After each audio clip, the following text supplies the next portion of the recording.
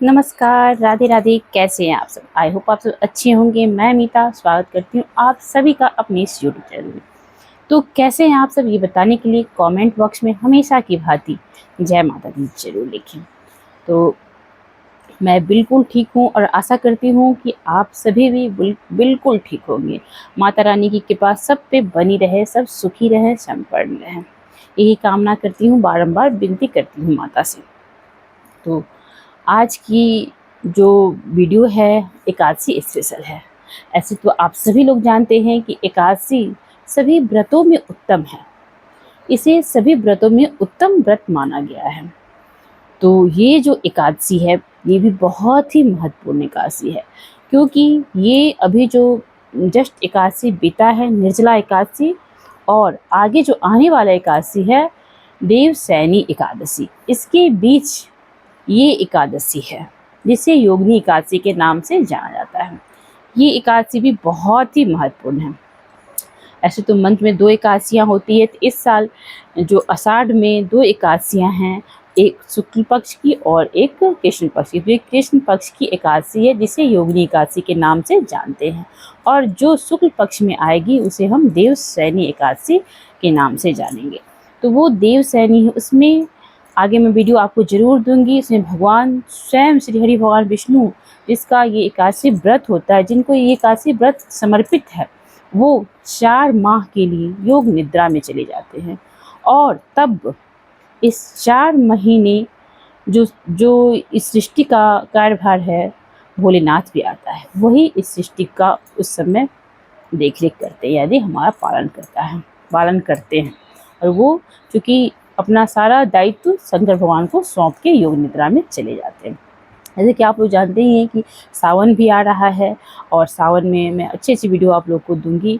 इससे पहले आप सभी को जो योगिनी एकादशी है वो कब शुरू हो रही है, कब समापन हो रहा है, और इसका महत्व क्या है, इस एकादशी का महत्व क्या है, क्यों हम योगिनी एकादशी करते हैं, ये जानना सबसे ज़रूरी है। जब हम किसी व्रत को करते हैं और उसके बारे में अच्छे से हम जानते हैं, तब हमारी उत्सुकता और बढ़ जाती है और हम उसे और अच्छे से कर पाते हैं। और किसी भी चीज़ को करने से पहले, किसी भी व्रत को करने से पहले उसके बारे में अच्छे से जांच पड़ताल करना ज़रूरी होता है। तो ये है देवशयनी एकादशी। ऐसे तो आप लोग जानते ही हैं कि एकादशी जो है विष्णु भगवान और माँ लक्ष्मी को समर्पित है। इसमें विष्णु भगवान की माँ लक्ष्मी के साथ पूजा अर्चना होती है। और ये कब है पहले ये जान लेते हैं।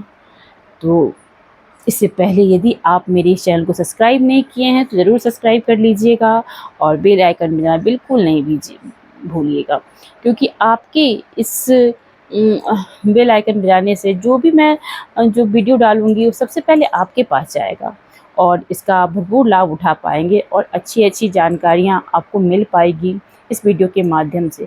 यदि इसमें कोई त्रुटि रह जाता है तो प्लीज़ आप कमेंट में ज़रूर बताएं, मैं उस पर ज़रूर अमल करूँगी, सुधार करूँगी उससे। तो आइए शुरू करते हैं आज हम अपना ये वीडियो। तो एकादशी ऐसे तो 9 तारीख दिन गुरुवार को ही संध्या के समय शुरू हो जा रहा है, और अगले दिन 10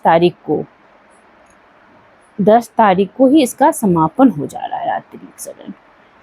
इसलिए आप कोई चिंता ना करें, सुबह सवेरे इसका आप पालन कर सकते हैं। द्वादशी तिथि आरंभ हो जा रही है, तो इस तरह एकादशी शुरू हो रही है 9वीं तिथि को ही, 9 तारीख को ही दिन है गुरुवार, रात्रि के समय शुरू हो रही है। दिन में आप 10वीं तिथि मनाएं, नहाए खाए करें, नहाए खाए में शुद्ध सात्विक भोजन करें, लहसुन प्याज का सेवन बिल्कुल ना करें, चावल ना खाएं, और अगले दिन आप सुबह सवेरे उठें, लक्ष्मी नारायण की पूजा अर्चना करें, पीले फूल, नैवेद्य, पीला फल फूल, अभी तो आम का सीजन है, आम अच्छे से मिल जा रहा है इस समय, तो आम और जो भी सीजनल फल हो आप भगवान को भोग लगाएं। पीला चंदन, पीला जितना भी पीला हो सके, आप भगवान विष्णु को पीला चीज़ अति प्रिय है, इसलिए आप पीला फूल, पीला नैवेद्य, पीला वस्त्र भगवान को धारण करें, खुद भी पीला वस्त्र पहने। इस तरह आप लक्ष्मी नारायण की पूजा अर्चना करें, घर के मंदिर को सुबह सवेरे साफ सुथरा करें, गंगा जल का छिड़काव करें। एक बात और, गंगा जल में हल्दी एक चुटकी डाल के इससे घर में पूरे छिड़काव करें। और फिर आप भगवान की पूजा अर्चना करें, उनको नैवेद्य चढ़ाएँ, और आप यदि कर सकते हैं तो उस दिन सुंदरकांड का पाठ करें, गीता का पाठ करें, विष्णु सहस्त्रनाम का पाठ करें। इस तरह आप अपने पूजा को पूर्ण कर सकते हैं। और दिन में बिल्कुल भी ना सोएं एकादशी करके। एकादशी के दिन हमें दिन में व्रत करके दिन में बिल्कुल नहीं सोना चाहिए, इससे हमारा पुण्य क्षय होता है। तो ये आपको अच्छे से जान लेनी चाहिए, क्योंकि जब हम व्रत करते हैं तो उसके नियम को ज़रूर जानना चाहिए। उस दिन हम एक दिन पहले, ये चूँकि ये व्रत 3 दिन का होता है, तो 1 दिन पहले से ही शुद्ध सात्विक भोजन करनी चाहिए। और सबसे बड़ी बात, व्रत रख के हमें किसी की भी चुगली नहीं करनी चाहिए, किसी की निंदा नहीं करनी चाहिए, झूठ नहीं बोलना चाहिए। और कोशिश करना चाहिए कि व्रत रख के, चाहे हम नहाए-खाए कर रहे हैं, चाहे पारण कर रहे हैं, किसी के घर का कुछ नहीं खाना चाहिए। अपने घर का जो भी रूखा-सूखा, जो भगवान आपको दिए हुए हैं, वही आप खाना खाएँ, किसी के घर का भी ना खाएँ। तो ये बहुत ही अच्छा होता है। इस तरह आप अपने घर में ही जो भी बना पाएँ बिना लहसुन प्याज का आप उसका सेवन करें। इस तरह व्रत को पूरे श्रद्धा के साथ करें।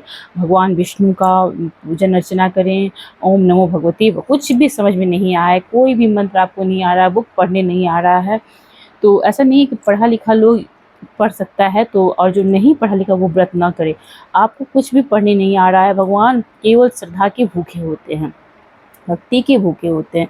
ऐसा नहीं है कि आपको बहुत सारा चीज़ चाहिए तभी आप व्रत कर सकोगे, ऐसा भी नहीं है। आप बस श्रद्धा भाव से, अपने भाव से भगवान की पूजा अर्चना करें। कुछ भी समझ ना आए तो हाथ जोड़ के भगवान के आगे ओम नमो भगवते वासुदेवाय का जाप करें। इससे भी भगवान बहुत प्रसन्न होते हैं। और ये व्रत करने से सुख समृद्धि का वास होता है आपके घर में, आपके परिवार में सुख समृद्धि आता है, जीवन में खुशियाँ आती है। कहा जाता है कि योगिनी एकादशी करने से 88,000 ब्राह्मण को खिलाने का पुण्य प्राप्त होता है। तो ये एकादशी जो है बहुत ही महत्वपूर्ण एकादशी है। इसलिए सब जिसको पार लगे, जो कर सकते हैं ज़रूर करिए। ऐसे तो एकादशी व्रत ऐसा है कि सभी को करना चाहिए। जो भी बच्चों को छोड़कर और जो बूढ़े हों उनको छोड़कर जिसको पार लगे ये करे। लेकिन ये 3 दिन का होता है और नियम पालन करनी होती है, तो बहुत लोग सुन के ही भाग जाते हैं। ऐसा नहीं है। यदि आपके जीवन में सुख समृद्धि चाहिए और आपको अपने पापों से मुक्ति चाहिए, जीवन आपका परिवार आपको सब तरह से खुशहाल रहे, इसके लिए आपको ये व्रत ज़रूर से ज़रूर धारण करनी चाहिए। तो इस तरह आप शुक्रवार को व्रत रखेंगे और शनिवार को सुबह सवेरे आपका पारण होगा। 5:30 से लेके 8:30 तक पारण का समय है। इस तरह आप अच्छे से पारण करें। पारण तुलसी और गंगा जल सबसे महत्वपूर्ण होता है पारण के लिए। लेकिन होता है कि किसी-किसी में कुछ-कुछ से पारण लगता है, जो विशेष होता है उस मंत्र का। लेकिन यदि कुछ भी आपको पता नहीं होता है, तो आप तुलसी और गंगा जल से पारण करें। तो इस तरह आपका एकादशी व्रत बहुत अच्छे से पूरा होगा। भगवान की असीम कृपा आप पे बनी रहेगी। आपके घर में सुख समृद्धि का वास होगा, आपका जीवन खुशहाल होगा, मंगलमय होगा, परिवार में सुख समृद्धि का वास होगा।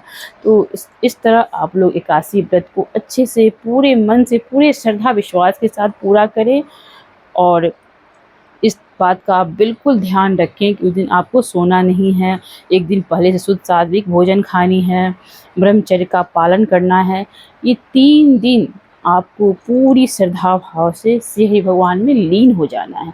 रात्रि के समय आपको भजन कीर्तन करनी है अपने घर में। ऐसा नहीं है कि 10 लोग आएँगे तभी भजन कीर्तन होता है, आप खुद स्वयं भजन गा सकते हैं। ओम नमो भगवते वासुदेवाय का जाप कर सकते हैं। घर में आप घी का दीपक जला दें, कम से कम दोपहर तक तो आपका दीपक जलना ही चाहिए। तुलसी के आगे दिया लगाएँ। इससे आपके घर में जो नेगेटिविटी होती है, जो नेगेटिव ऊर्जा का होता है, वो सब भी ऊर्जा ख़त्म हो जाएँगी। घर में पॉजिटिव ऊर्जा का वास होगा। घर में आपकी सुख समृद्धि, देखिए इतना करके आपको अपने घर में कितना अच्छा फ़ील होगा। संध्या के समय धूप दीप जरूर करें अपने घर में, कपूर की बाती जलाएं, शुद्ध घी की बाती जलाएं। यदि इसमें सक्षम नहीं हैं आप, तो आप तिल के तेल का, ऐसे तिल के तेल का आप जो भी वो बाती जलाएं, घी का जलाना बहुत ही उत्तम होता है। तो इस तरह आप घर में, उससे भी नहीं हो तो कपूर, जो कि आपको छोटा सा भी कपूर मिल जाएगा सस्ते में, तो वो भी आपके अपने घर में ज़रूर जलाएं। अपने घर में गंगा जल और हल्दी डाल के जल में पूरे घर में ज़रूर से ज़रूर उस दिन छिड़काव करें। इससे भी आपके घर की जो नेगेटिव ऊर्जा होगी उसका वो समाप्त होगा और घर में पॉजिटिव ऊर्जा का संचार होगा। तो ये सब आप करके देखो, आपका मन खुद ही महसूस करेगा, आप खुद ही महसूस करोगे कि आपको उस दिन कितना अच्छा फ़ील हो रहा है, कितना पॉजिटिव वाइब आ रहे हैं आपके घर में। तो ये सब आप करके देखना, फिर हमसे कमेंट में ज़रूर बताना कि आपको कैसा फ़ील हुआ। फिर मिलती हूँ अगले वीडियो में, तब तक के लिए बाय बाय, टेक केयर, अपना ख्याल रखें, हँसते मुस्कुराते रहें, क्योंकि हँसना ही ज़िंदगी है। यदि अभी तक आपने लाइक नहीं किया तो प्लीज़ प्लीज़ प्लीज़ लाइक ज़रूर कर दें। धन्यवाद।